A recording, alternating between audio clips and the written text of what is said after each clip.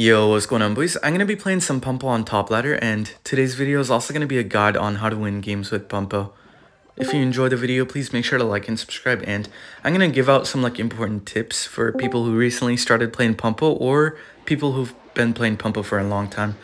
It's also really important to realize that matchups change over time because of balance update and new cards, new evolutions, and a lot of meta shift happens. So if you're watching this video a year from now, then this video might be a little bit outdated for you, but still I'm going to try my best to make it good. Anyways, I'm going to get straight into it now. So first thing I want to say is always make sure to abuse your really fast cycle in single elixir.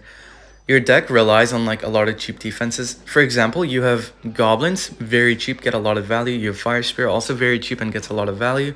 And stuff like ice spirit log, you have a really fast cycle. So you want to always stack up a lot of pumps in single. In matchups like Hog Earthquake, this doesn't apply because you don't want to pump too often. Only time you pump in that matchup is to bait out the Earthquake. But in matchup like this, for example, Splash Shard, you want to kind of outcycle the poison and try to go for multiple pumps.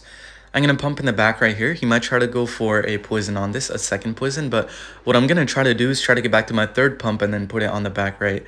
In my opinion, this is a really important tip because once they fail to keep up with the cycle, you can always keep spamming with the pump. And keep in mind, if they fail to poison one pump, and if they poison the second pump, after you place the second one down, you can always expo the pressure or try to get back to your third one. But you also don't want to kind of overdo it with the pumps. You want to kind of pressure at the right time and not just pump a lot but not go in. You want to kind of be able to abuse the elixir. But yeah, gonna pump right here, and now he's not back to poison. So this pump is actually gonna give me a lot of value. I'm going to get a ton of value with this pump and possibly even be able to win the game. I'm going to split archers in the back. I think he's trying to get back to his poison and poison out the pump. So what I'm going to do right now is try to get back to my fourth pump and put it down. That way he's not going to be able to poison that at all. Gonna knight on the side here, and then I'm just going to go for a pump on the back right. Okay, look at this now. My cycle is so good. I just baited out a poison on the old pump, and then I played a new one down. I'm going to log on the tombstone. He's going to knight right there, and then probably gonna bar barrel baby dragon, but I'll be able to kind of control this a little bit. I'm gonna knight right now, tiny lock maybe, but not too bad. Thing about this matchup is that baby dragon also kind of annoying to kill. If I had a Little Prince, then I'd be able to kill it a lot better, but baby dragon's annoying to kill with the archers. So half the time he doesn't even have to poison on max, but he can just kind of go for a knight baby dragon tornado, and that would kill the Axpa. So the best thing to do in this matchup is try to get back to a sequence where you go left and right, back to back, and then just kind of catch them off guard, down a lot of elixir. See what I'm talking about? If you have one pump that is not poisoned, they never want to pump or poison the second pump. Because if they do it, then you just go in and get a lot of damage. I'm going to pump again. Okay, he might try to take the poison on the right though, because that is two pumps right there. And I would take that if I was him. Yeah, let's go for the poison on it. I'm going to Ice Spirit, save the evil archer so the Little Prince dies, and then I could probably archers and then just go expo on the left. Okay, he played a baby dragon on the right. Hold on, this could be good. This could actually be really good. Gonna fire spirit. Okay, he had to poison on defense. I'm gonna go for an ice spirit. Just gonna log in the middle. I'm back to expo, so I'm gonna expo on the right lane now. He might try to go for a Little Prince on the expo, so I'm gonna predict it with the archers. Might even play it low now that I played the archers on it. Yeah, let's go for the low Little Prince. I'm gonna go for a knight right now. He might try to baby dragon on this, but I think I'm okay. I like this spot a lot. I'm going to go for a log right now, not let anything hit my expo. Going to expo on the left. Fire Spirit over here for the bar barrel, and then I'm just going to Evo Arches down the center. Okay, he's going to go for a Little Prince. Also going to knight, but he's actually going to misplace the knight and put it behind the Little Prince. Okay, not too bad. Going to spam on the right lane now.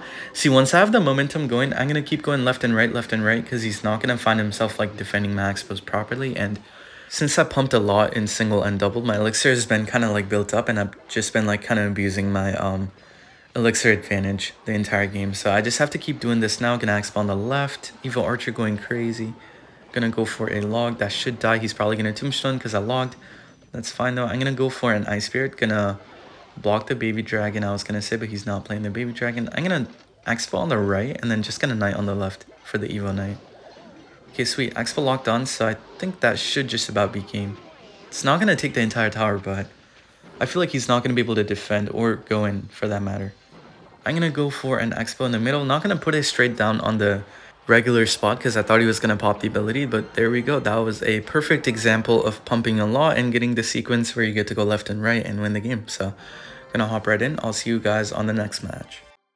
Alright, in a match here, this guy plays Giant Skelly Balloon with Evil Barbs and Minion Horde, so it should be a decent matchup. So tip number 2 I want to give out is always make sure that your micros are on point. You cannot mess up on micro defense because stuff like Goblins and Fire Spirit get a lot of value, just like I talked in the first game. Goblins are really good if you're facing like a Hog deck. You can defend a Hog on its own, you can defend a Miner, and you can defend like a million other things with Goblins, but you just have to have like the good micro and just know what to place at what time. If a person has decent like mechanics with their micros and they also have like decent cycle counting and elixir counting skill, they should automatically be in the top 100 with their deck. Because it's that easy to like actually do well in the meta. You just have to have like a decent game sense and like just know your interactions. Just get the interactions down to like the tiniest detail and know like what's going to happen on the field at all times. Gonna go for the Fire Spirit on the left here to deny the one hit from the Barb. Gonna Elixir Pump on the back right. He might try to Fireball the back right, but just like last game, if he Fireballs the second pump with the big spell, I can always Expo, or I can also try to go for a third Expo. Try to get it back and go for the third one, but that balloon was horrible though. I'm gonna eat the one shot, but I defend that balloon without taking a lot of damage here, so I'm actually gonna Evil Arches in the back split, and then just gonna Expo. Anyways, going back to what I was talking about, one of the like easiest examples of like a bad micro would be like this one guy that I was watching yesterday who played Goblins, Log, and Ice Bear on a naked graveyard. So you guys probably already know by now, but Goblins alone counter graveyard pretty well.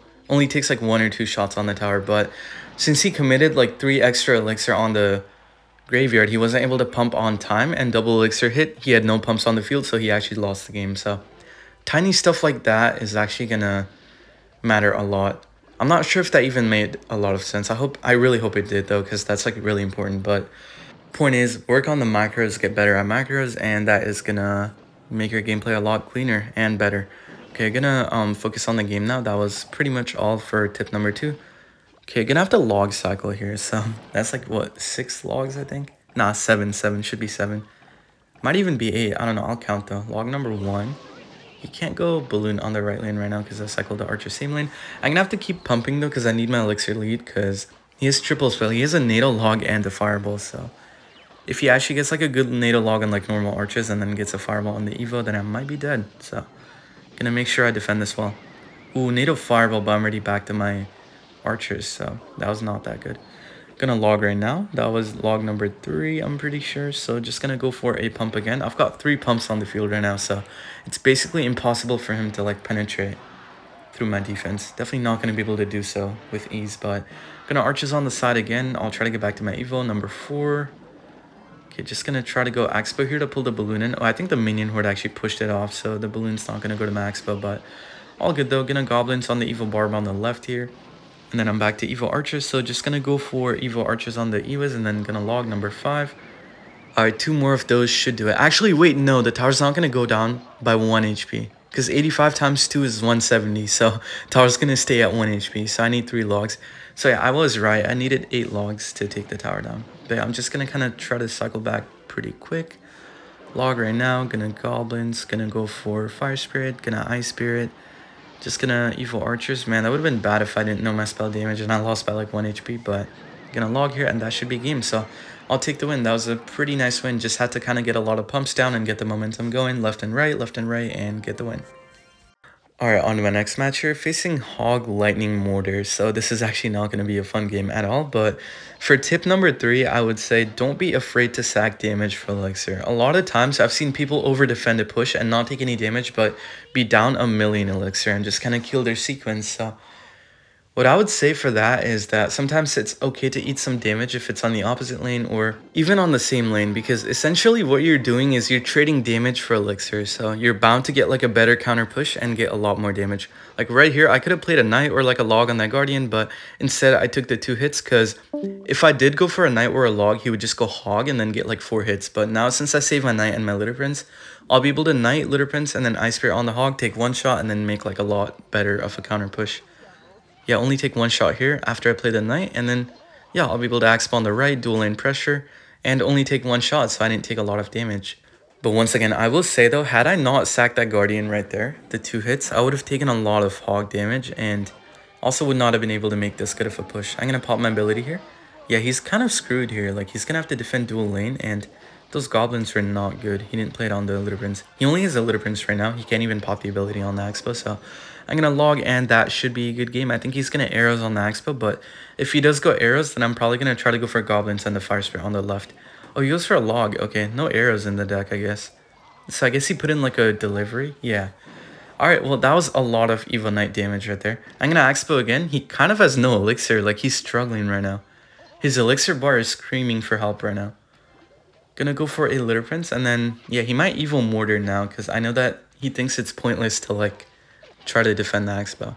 So he also tried to do the same thing. He, like, tried to sack the tower for more damage on the left lane, but I'm not sure if it's gonna work, because double elixir is gonna kind of save me here.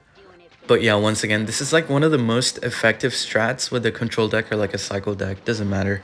Even with a beatdown deck, you could probably sack damage, but they do that for a living, so, like, you wouldn't really call that, like, a sack for elixir. You would just call it being a golem player, like an E-Giant player. But yeah, as a cycle player, it's more important to kind of like realize when to do it and when not to do it. Okay, gonna defend the hog here. This could actually get tough if he gets like 2 lightnings on my tower. Gonna knight right now. Alright, good night. Just gonna go for an Ice Spirit. Gonna Litter Prince here, not let him mortar at all. I'm gonna Expo on defense here if he goes hog. Yeah, just gonna Expo right now, and then I think I'll try to go for goblins on the hog. Ooh, that was a good log. Damn, that was actually a really good log. Pop my ability here, really bad Litter Prince right there, and then he might try to go for goblins to save it, but definitely not going to work. So I'm just going to go for a defensive pump on the Hog Rider, and that should be a good game. Alright, I'll take the win. That was a pretty solid win right there. Perfect example of sacking damage and just going in.